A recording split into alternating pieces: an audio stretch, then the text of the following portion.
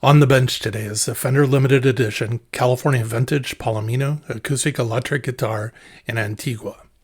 This is the very first time I've done a video on an acoustic guitar on the Guitar Collector Guide channel. Why did I choose to do one now? Well, for two reasons. First, the aesthetics of the guitar are a crossover for me to electric guitars.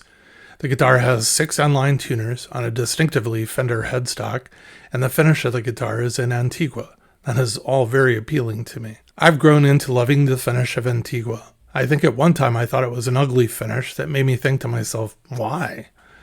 I jokingly refer to it as being the cilantro of guitar finishes. You either hate it or you love it. The only other guitar finish that elicits such a polarized reaction from people is relic'ing a guitar body.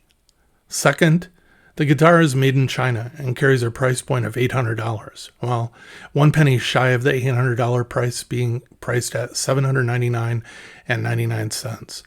In video comments on the channel, I've noticed higher priced Chinese-made guitars is also a polarizing subject that people are talking about.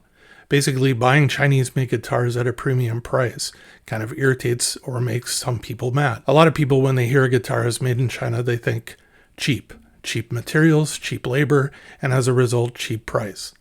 I think there's a tolerance level of about $500 as the cap of what these folks are willing to tolerate in price. Manufacturers are now producing guitars with premium features in China, and they're also being sold at much higher prices than what is normally associated with guitars coming out of China. So basically, they're probing the market to see what we will tolerate. One example is that Epiphone is no longer the under $1,000 seller, with many artist signature models and now the Inspired by Gibson line regularly breaking the $1,299 price point. They are made in China, people are buying them, and they're in high demand. There are many other examples where manufacturers are testing the market with Chinese-made guitars at a higher price point. Whether we agree with the manufacturers or not, they are selling us Chinese-made guitars for premium prices, and people are buying them. Now, Fender has released a limited edition Fender California Vintage line of 3 acoustic guitars in Antigua, and it is following the same model. Chinese-made at a premium price, or what we perceive as a premium price for a Chinese-made guitar. In time, we'll see if this trend holds and is successful. I suspect it will be successful. I chose the Palomino model out of the 3 guitars offered in the Antigua finish because it looks like, to me, a standard-sized dreadnought acoustic. Fender calls it an auditorium-style acoustic, which to me, when I see pictures of an auditorium-type guitar, has a more rounded top than this guitar. Opening the surprisingly nice supplied case, I was pleased with my choice. It is very dreadnoughty, not really a word. The case is not something I would expect of this quality at this price point. I would expect a less padded, more utilitarian type of case, if any. To be honest, after Fender releasing the entire line of Player 2 electric guitars without even a gig bag kind of makes my point. The overall fit and finish of the guitar is very nice. The Antigua finish is well done, and I do not find or see any marks or blemishes anywhere on the guitar. I was surprised but pleased to see the satin finish back of the neck, while the Antigua finish front of the headstock is in gloss poly like the body. The body back is solid Avancol. Body finish gloss polyurethane, bracing performance X. Body sides are solid Avancol. The body top is solid Sitka spruce. The neck material is Okame.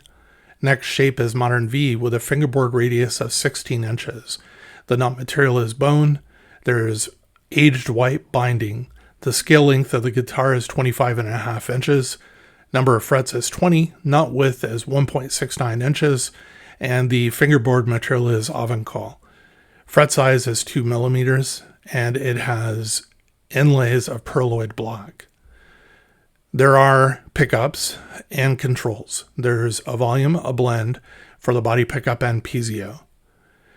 It comes with Fender Fishman Precis VT Plus sound hole pickup system. Just general observations. The guitar is far more resonant than I would have expected, covered in a thick painted finish. She's a boomer. I sat in my shop playing the guitar both plugged in and not plugged in, and was amazed at the volume produced. The controls for the pickup, volume, and blend are easy enough to get to and operate.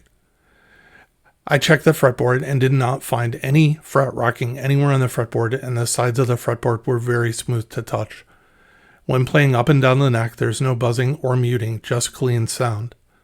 The guitar is lightweight and easy to manage. The proportions of the guitar are comparable to any of the Dreadnought guitars I own or have owned. There is a strap button over the output jack. I purchased 2 Martin Acoustic-Electric guitars that did not come with a screw-on strap button, and I needed to buy my own, so I appreciate being there out of the box. Is the guitar worth the price that I paid?